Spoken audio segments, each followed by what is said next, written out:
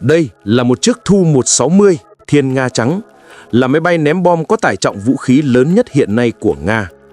Còn đây là một chiếc B-1B Lancer, là máy bay ném bom có tải trọng lớn nhất hiện nay của Hoa Kỳ.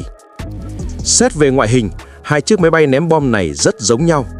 Cả hai đều sử dụng thiết kế cánh thay đổi góc nghiêng, cánh cụp, cánh xòe, đuôi hình chữ thập cũng như bố trí 4 động cơ tương tự nhau. Thoạt nhìn, Tu-160 trông giống như một phiên bản phóng to của B-1B. Không chỉ giống nhau về ngoại hình, thời gian ra mắt của hai chiếc máy bay này cũng rất gần nhau. Chúng đều ra đời trong những năm tháng chiến tranh lạnh. B-1B hoàn thành chuyến bay thử nghiệm đầu tiên vào tháng 9 năm 1984 và bắt đầu phục vụ vào tháng 7 năm 1985. Trong khi đó, Tu-160 hoàn thành chuyến bay đầu tiên vào tháng 12 năm 1981 và được đưa vào phục vụ năm 1987. Hai dự án máy bay có thời gian cận kề, ngoại hình thân máy bay tương tự và chức năng nhiệm vụ còn có phần chồng chéo. Do đó, việc hai mẫu máy bay ném bom này rốt cuộc là ai sao chép ai luôn là chủ đề tranh luận không dứt của cộng đồng yêu quân sự. Vậy hôm nay, chúng ta hãy cùng so sánh kỹ lưỡng hai loại máy bay ném bom này, xem chúng rốt cuộc có những nguồn gốc gì mà lại có thể giống nhau đến vậy. Chào mừng đến với Beam and Mer Military, kỳ thứ tư của loạt bài quân sự Tu-160 đấu với B-1B. Trước hết, chúng ta hãy phân tích quá trình ra đời của hai loại máy bay ném bom này theo dòng thời gian. Tháng 5 năm 1960, máy bay trinh sát tầm cao U-2 của quân đội Mỹ bị bắn hạ trong không phận Liên Xô. Sự kiện này khiến người Mỹ nhận ra rằng độ cao bay không còn là sự đảm bảo an toàn tuyệt đối. Vì vậy, họ quyết định thay đổi chiến lược ném bom chiến lược và bắt đầu nghiêm túc tìm hiểu khả năng đột phòng tầm thấp, xâm nhập ở độ cao thấp. Radar thời đó rất dễ bị ảnh hưởng bởi tín hiệu nhiễu dội lại từ mặt đất và các vật thể khác, tạp âm địa vật. Điều này có nghĩa là radar chỉ có thể nhận diện tốt các vật thể bay ở một độ cao nhất định. Hiệu ứng tổng hợp này khiến các loại tên lửa đất đối không thời bấy giờ trở nên vô hiệu đối với máy bay bay thấp. Tương tự, điều này cũng đồng nghĩa với việc máy bay bay thấp rất khó bị máy bay đánh chặn bay ở tầng cao phát hiện bởi hệ thống radar của chúng không thể dễ dàng phân biệt được máy bay địch trong mớ tín hiệu nhiễu phản xạ từ mặt đất. Do đó, đột phòng tầm thấp đã trở thành hướng phát triển tiếp theo. F-111 Artwork lợn đất chính là sản phẩm đầu tiên theo tư duy này. Nó áp dụng thiết kế cánh thay đổi góc nghiêng, cánh cụp cánh xòe. Khi cánh xòe ra hoàn toàn, nó giúp tăng lực nâng, mang lại cho máy bay khả năng cất hạ cánh xuất sắc. Khi cánh cụp lại hoàn toàn ở góc 72,5 độ, nó giúp giảm lực cản, nâng cao hiệu suất bay siêu âm. F-111 có thể đạt tốc độ tối đa Mach 2.5 khi bay cao và Mach 1.3 khi bay thấp.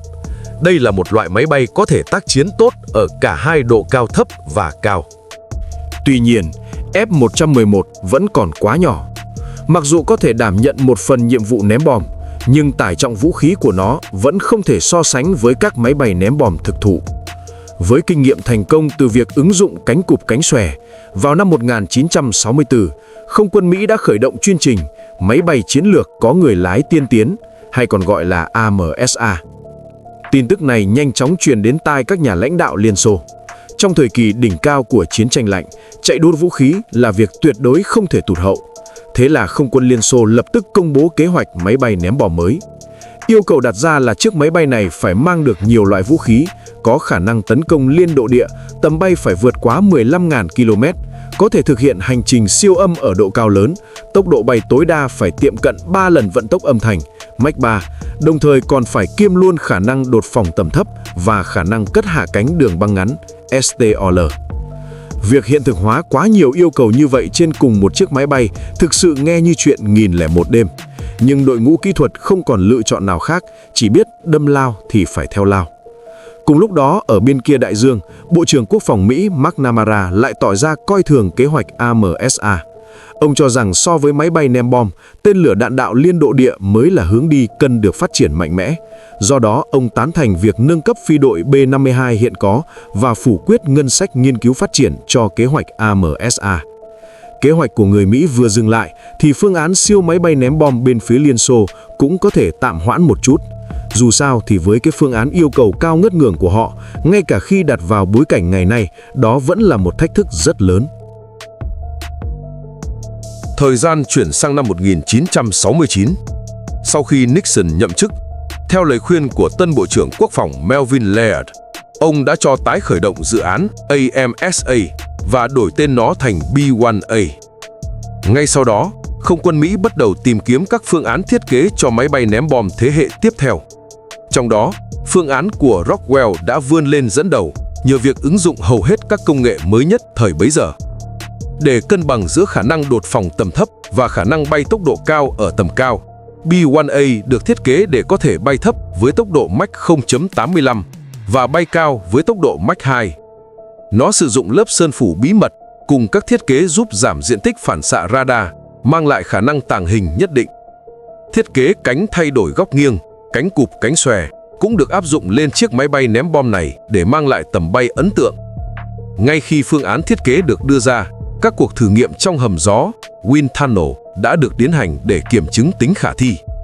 Họ thậm chí còn chế tạo một mô hình tỷ lệ 1:1, treo trên một cần trục vươn dài để thử nghiệm khả năng tàng hình, mức độ phản xạ radar ở các góc độ khác nhau.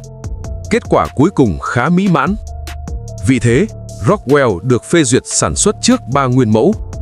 Sau 3 năm ròng rã, chiếc B-1A đầu tiên chính thức ra mắt vào ngày 26 tháng 10 năm 1974. Lớp sơn màu trắng bóng loáng Anti-Flash White càng làm nổi bật những đường nét mượt mà của nó. Vào thời điểm đó, đây chính là chiếc máy bay cánh cụp cánh xòe lớn nhất thế giới. Chúng ta hãy quay trở lại phía Liên Xô. Sau khi biết tin Mỹ tái khởi động dự án AMSA, họ đã từ bỏ phương án siêu máy bay ném bom đầy trắc trở trước đó. Vào năm 1972, Liên Xô phát động một cuộc đấu thầu mới cho dòng máy bay ném bom đa năng. Các chỉ số yêu cầu lần này đã được điều chỉnh thực tế hơn. Tốc độ tối đa giảm xuống còn Mach 2.3, tầm bay được rút ngắn đôi chút và yêu cầu về khả năng đột phòng tầm thấp cũng được loại bỏ. Trọng tâm chuyển sang nhấn mạnh khả năng tác chiến ở độ cao lớn, nhưng với điều kiện tiên quyết là mọi phương diện khác đều phải vượt trội hơn so với B-1A của Mỹ.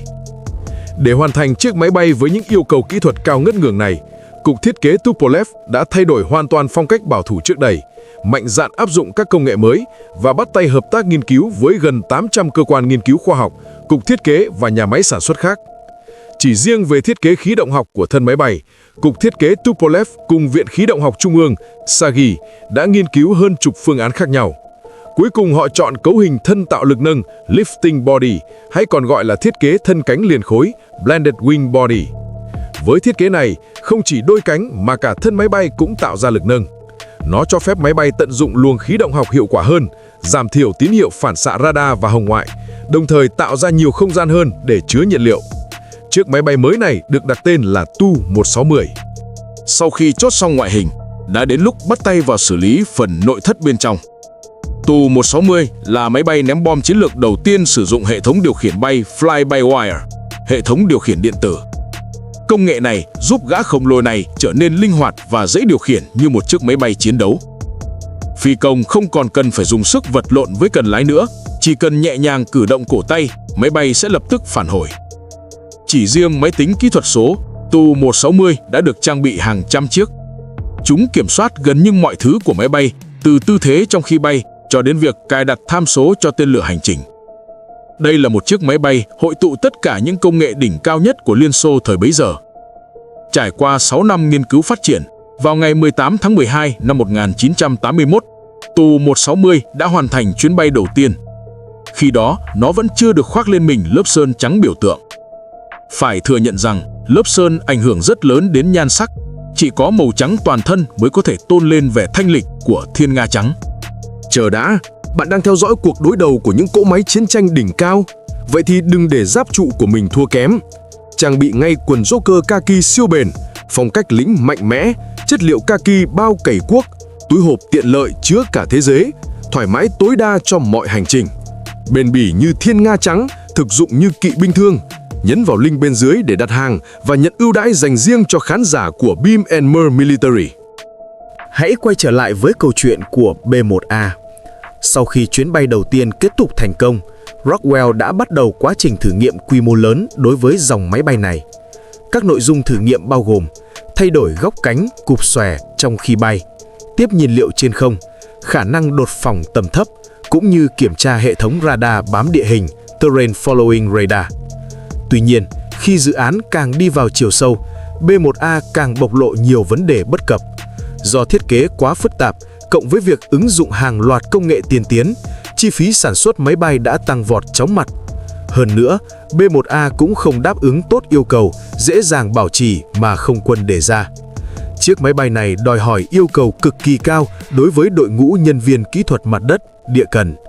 Một khi được đưa vào biên chế quy mô lớn, chi phí bảo trì sau này có thể sẽ trở thành một cái hố không đáy. Thời gian chuyển đến năm 1976, sau khi Jimmy Carter đắc cử Tổng thống Hoa Kỳ, ông đã ra lệnh rà soát lại toàn bộ dự án này. Và kết quả là, vào ngày 30 tháng 6 năm 1977, ông chính thức tuyên bố hủy bỏ chương trình B1. Đây là một trong những quyết định khó khăn nhất mà tôi phải đưa ra kể từ khi nhậm chức. Trong vài tháng qua, tôi đã nỗ lực hết sức để đánh giá mọi yếu tố liên quan đến việc sản xuất máy bay ném bom B1. Quyết định của tôi là chúng ta không nên tiếp tục triển khai chương trình B1 nữa. Carter cho rằng việc sử dụng B-52 kết hợp với tên lửa hành trình ALCM cũng có thể đạt được hiệu quả răn đe tương tự như máy bay B-1. Quyết định này đã vấp phải sự phản đối của một bộ phận giới chức quân sự. Tuy nhiên, điều mà mọi người không biết là vì lý do bảo mật, Carter đã không đề cập đến việc ông đang âm thầm xem xét kế hoạch máy bay ném bom tàng hình, chính là dự án B-2 Spirit sau này. 3 chiếc B-1A của Rockwell coi như đã kết thúc sứ mệnh ngay khi chưa thực sự bắt đầu. Nhưng số phận luôn mang đến những bất ngờ vào lúc bạn không ngờ tới nhất. Năm 1980, Tổng thống Carter thất bại trong việc tranh cử nhiệm kỳ 2. Ronald Reagan đắc cử và trở thành tân Tổng thống Hoa Kỳ. Khác với phong cách của Carter, Reagan ủng hộ mạnh mẽ các dự án quốc phòng, tuyên bố sẽ khôi phục sức mạnh quân sự của Mỹ và nâng chi tiêu quân sự lên mức 7% GDP. Trong khi đó, việc nghiên cứu phát triển máy bay tàng hình B-2 lại rơi vào bế tắc, chưa biết bao giờ mới có thể trang bị cho quân đội. Vì thế, dưới sự hậu thuẫn của Reagan, năm 1982, Không quân Mỹ đã trao cho Rockwell một hợp đồng trị giá tới 2,2 tỷ USD để phát triển và chế tạo dòng B-1 hoàn toàn mới. Trên cơ sở thiết kế của B-1A, sau khi thực hiện một số thay đổi quan trọng, B-1B đã ra đời. Để tập trung hơn vào khả năng đột phòng tầm thấp, B-1B đã giảm tốc độ bay cao từ Mach 2 xuống còn Mach 1.25, nhưng lại nâng tốc độ bay thấp từ Mach 0.85 lên Mach 0.96. Thiết kế cửa hút gió cũng được thay đổi để đạt hiệu năng tàng hình tốt hơn. Kết hợp với lớp sơn phủ bí mật, diện tích phản xạ radar RCS của B-1B chỉ chưa bằng 1% so với B-52. Ngày 4 tháng 9 năm 1984, chiếc B-1B đầu tiên chính thức ra mắt. Lớp sơn của nó cũng chuyển sang màu đen toàn thân mà chúng ta quen thuộc hiện nay.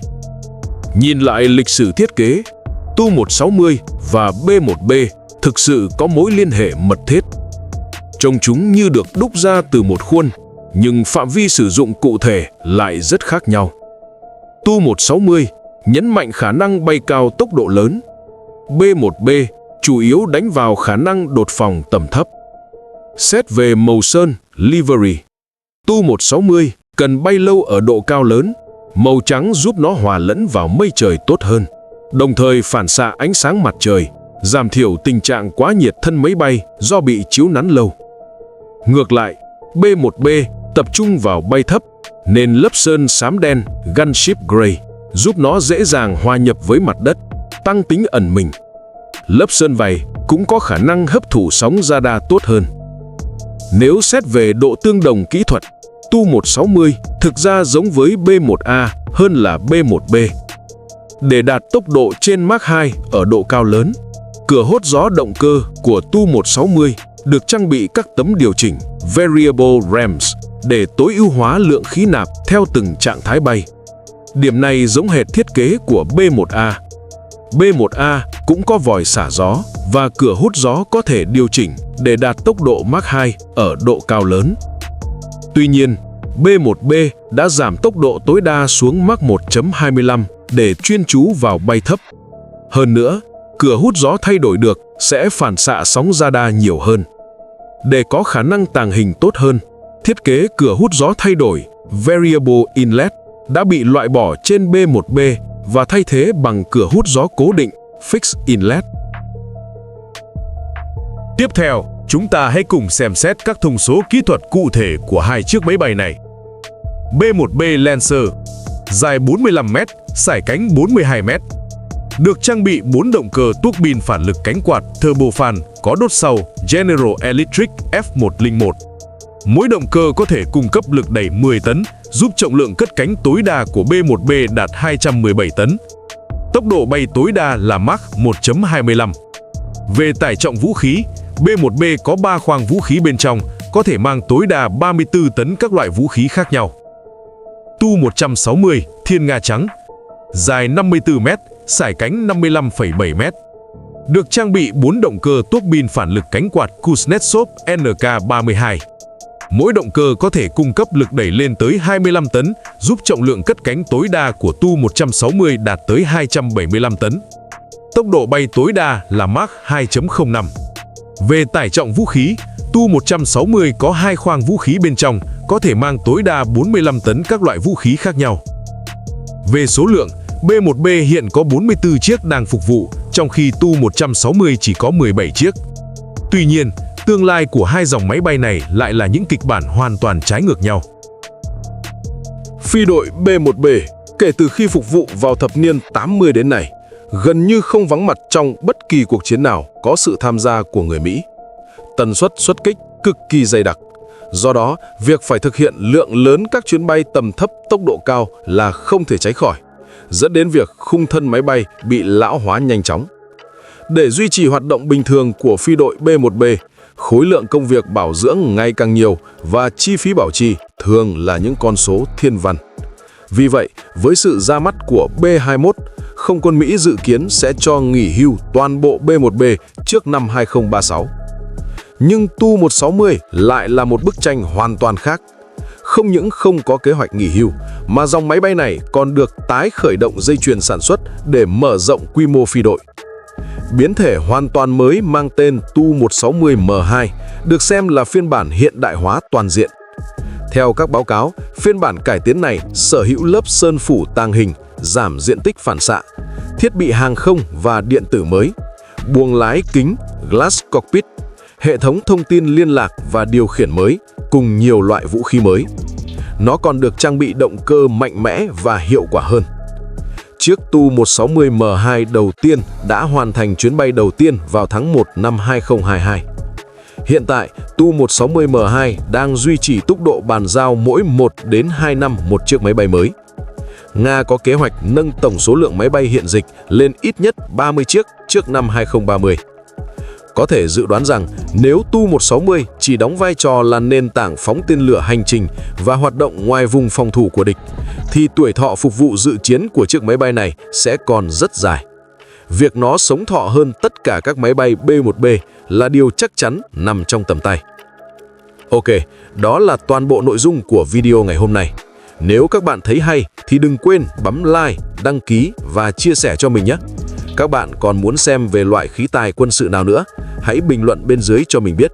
Chúng mình sẽ sắp xếp làm từng video một. Hẹn gặp lại các bạn trong video tiếp theo.